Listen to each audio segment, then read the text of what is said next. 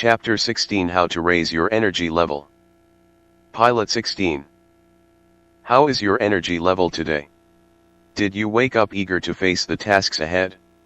Did you push your chair back from the breakfast table with the feeling that you were raring to go? And did you plunge into your work with enthusiasm? You didn't. Perhaps for some time now you just haven't had the vim and vigor you think you should have. Perhaps you feel tired before the day begins, and drag through your work without joy. If so, let's do something about it. Vernon Wolf, track coach at North Phoenix High School in Phoenix, Arizona, is an expert who can show us what to do. He is one of the outstanding coaches in the country. Under his tutelage, several North Phoenix students have broken national prep school records. How does he train these stars? Wolf has a double prescription. He teaches them to condition both their minds and their bodies simultaneously.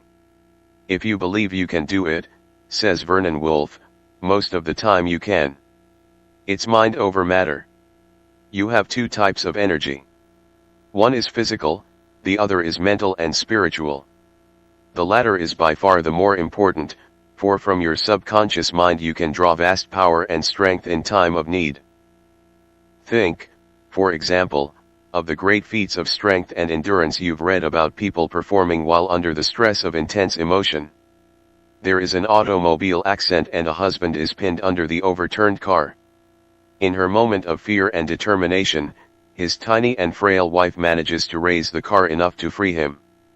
Or the insane person, his mind dominated by his subconscious running wild, can break, lift, bend, and smash with a force he never could hope for during periods of normality. In a series of articles for Sports Illustrated, Dr. Roger Bannister told how he first broke the 4-minute mile on May 6, 1954, by training both his mind and his muscles to accomplish this long-sought dream of the athletic world.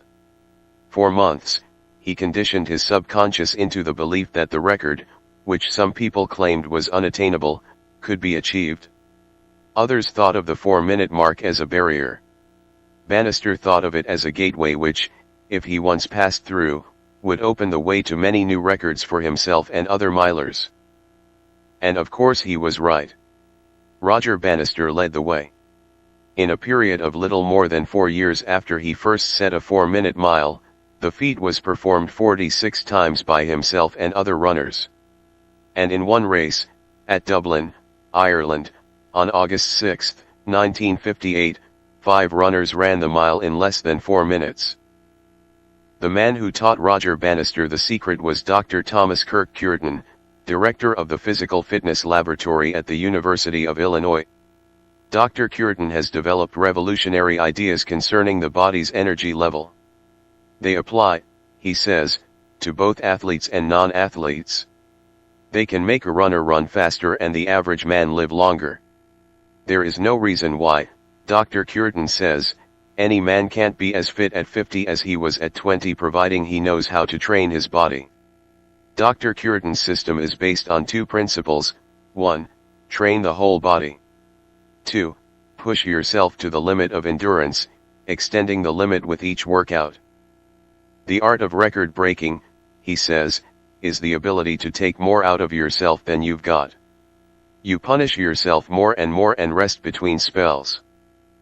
Dr. Cureton became acquainted with Roger Bannister while running physical fitness tests on European athletic stars. He noticed that Bannister's body was wonderfully developed in some ways. For example, his heart was 25% or larger than normal in relation to his body size. But, in other ways, Bannister wasn't as well developed as the average man. Bannister took Cureton's advice to develop his whole body.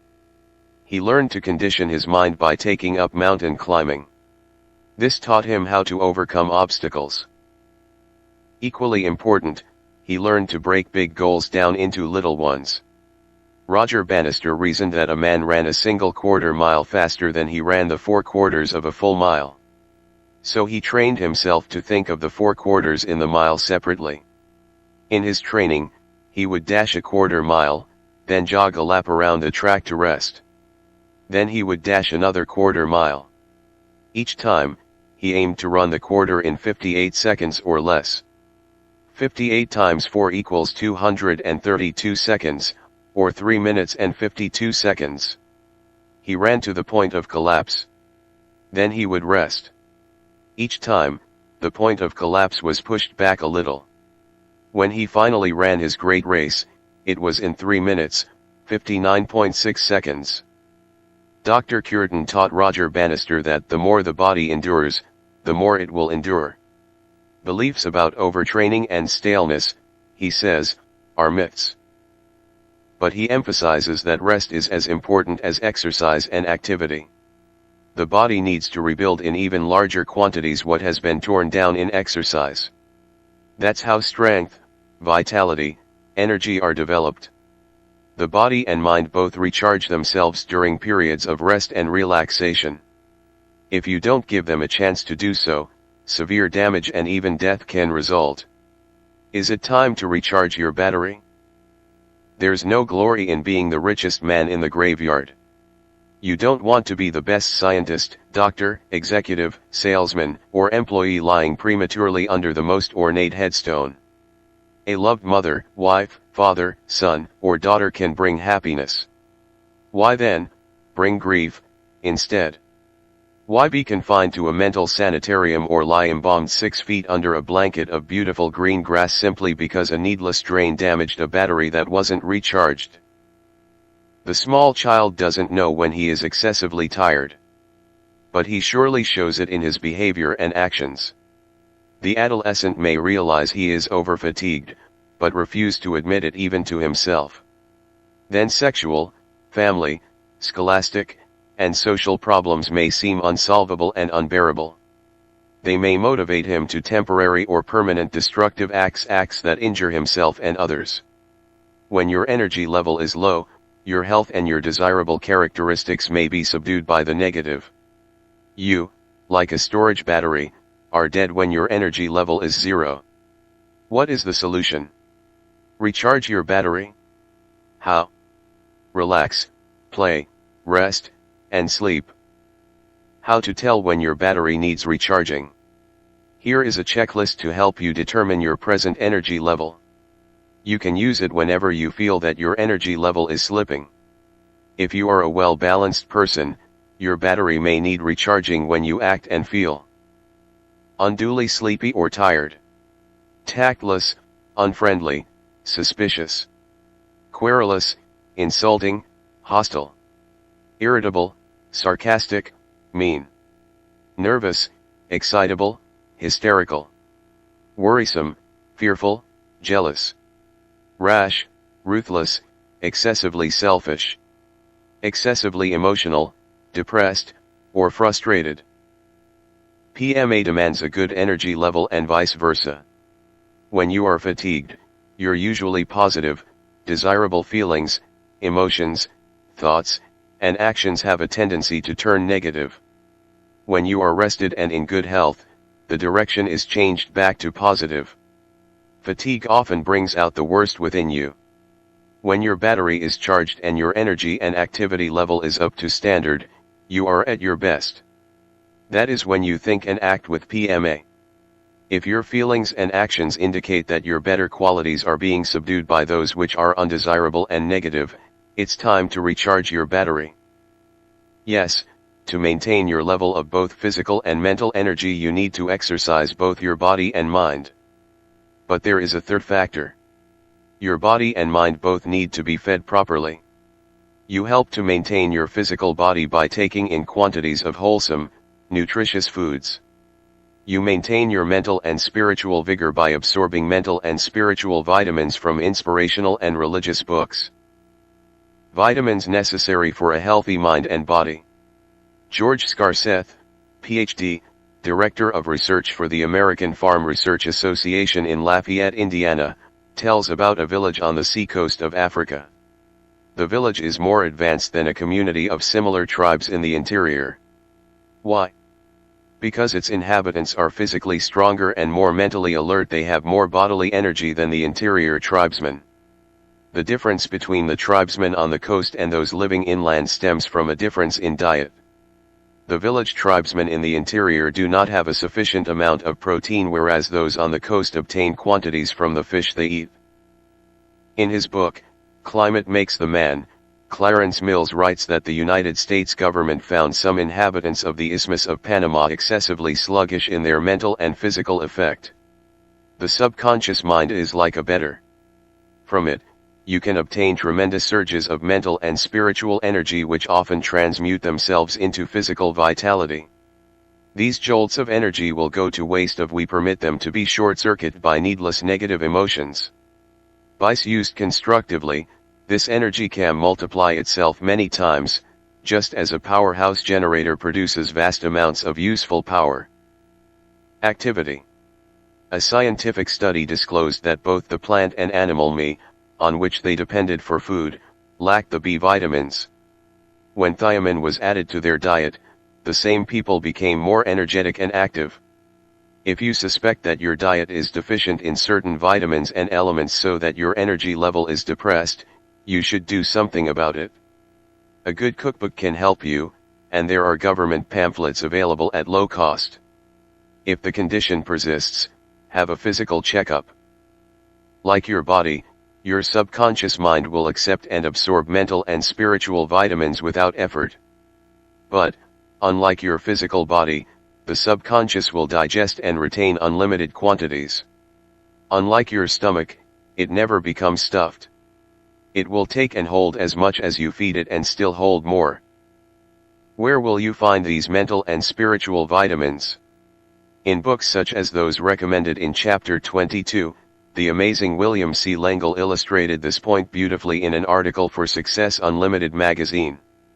L'Engle, editor-in-chief of Crest Books and Premier Books for Fawcett Publications, described how energy is wasted through needless worry, hate, fear, suspicion, anger, and rage.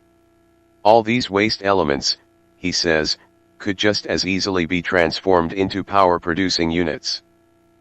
To illustrate his point, Mr. L'Engle drew a picture of an electrical power plant, the open mouths of the furnaces, the red flames roaring inside, the water in the steam gauges bobbing at proper temperature level, the steam driving the pistons turning the great generators, the copper commutators' golden surfaces revolving so fast they seem motionless, green and blue sparks flashing from under the brushes, thick cables hooked up to the switchboard, carrying the electric current throughout a city for thousands of useful purposes. Then the other side of the picture, L'Engle continued. Same plant, same boilers, engines, generators. The only difference being that the switchboard was dark and the heavy cables, instead of being hooked up to the switchboard, were stuck down into a barrel of water while the workmen ran tests on the plant. All of the power is, in effect, wasted. Not an elevator able to run, not a machine able to operate, not a single bulb able to light. And L'Engle concludes that in the same way a failure uses up as much energy in his work at failing as a successful person uses in winning success. Tommy Bolt, the golf champion, used to waste his energy that way. If he sliced a ball or missed the green, he would let go with a fit of temper. Frequently, he'd become so angry that he'd wrap a golf club around the nearest tree. Then, in 1958, he read the famous prayer of Saint Francis of Assisi. It changed him into a man who directs his energy into the most fruitful channels. The prayer gave Tommy new peace of mind, and ever since then he has carried in his pocket a card imprinted with a portion of the prayer. It reads, "God grant me the serenity to accept the things I cannot change, the courage to change the things I can, and the wisdom to know the difference."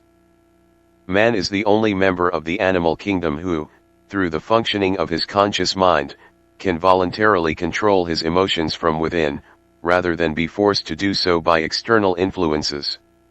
He alone can deliberately change habits of emotional response. The more civilized, cultured, and refined you are, the easier you can control your emotions and feelings if you choose to do so. Fear, for example, is good under certain circumstances. If it were not for fear of water, many children would drown. However, it is entirely possible that you are wasting your mental and spiritual energy in this or other misdirected emotions. If so, you can throw a switch to direct the energy into useful channels.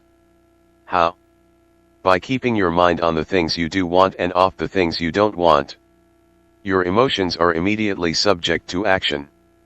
Therefore, get into action. Substitute a positive feeling for the negative one. For example, if you are fearful and want to be courageous, act courageous. If you want to be energetic, act energetic. But make sure, of course, that your energy is expended to a good and useful purpose. Don Fraser of Australia gives us a wonderful case in point. Born on the wrong side of the tracks in Balmain, a waterside suburb of Sydney, Dawn had an anemic body. But she had a king-size determination to become a great swimming champion. She became the world's fastest woman swimmer. She was good. But sometimes she wasn't quite good enough to satisfy herself. While flying home from the Cardiff Empire Games, she read a book. It was Think and Grow Rich. I found Napoleon Hill's formulas for success most inspiring, she says. I began thinking about our defeat by the English girls in the medley relay when, in the freestyle leg, I swam 60.6 seconds. That was 0.6 of a second faster than my own world record, but still not good enough to give us the 12-yard start we needed. I wondered whether I had given everything in me on that final lap. Dawn Fraser began thinking about the dream she'd had for so long to become the first woman to swim 100 meters in less than 60 seconds. The magic minute, she called it. If I could have made that final leg in the magic minute, we might have won, she thought. From that moment the old hope of cracking the minute became a burning desire with me. Call it a controlled obsession if you like. I made it my major ambition and formed a plan of positive action with the magic minute as my goal. As Mr. Hill advises, I decided to go the extra mile mentally as well as physically. In addition to training her body, Miss Fraser now conditions her mind as well. Although she has yet to achieve her magic minute as of this writing, she has cracked record after record. Athletic coaches throughout Australia have been attracted to study Napoleon Hill's teachings, according to Thomas H. Weingard, an Australian newspaperman. Top coaches, in their search for methods that will give their champions just that little bit extra over and above their regular scientifically devised training program, are finding new inspiration in the doctrines of the great American expert, Weingard says.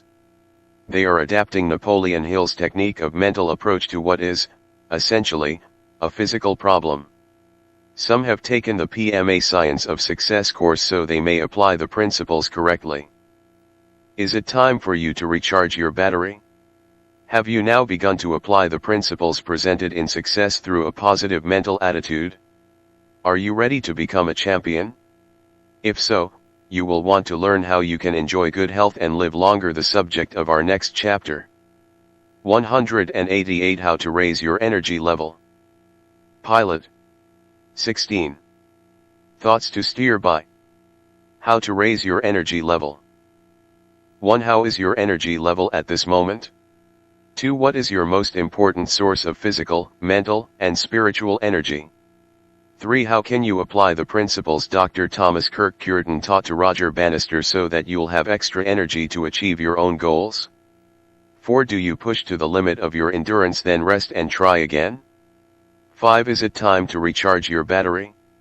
6. How can you avoid or neutralize fatigue? 7. Are most of your meals based on well-balanced diets? 8. Do you take spiritual and mental vitamins daily by reading inspirational books? 9. Is your energy being directed toward useful channels? Or is it being short-circuited and wasted? 10. A failure uses up as much energy in his work at failing as a successful person uses in winning success. 11. God grant me the serenity to accept the things I cannot change, the courage to change the things I can, and the wisdom to know the difference. 12. When is the emotion of fear justified? Unjustified. 13. To be energetic, act energetic. Keep your mind on the things you want and off the things you don't want.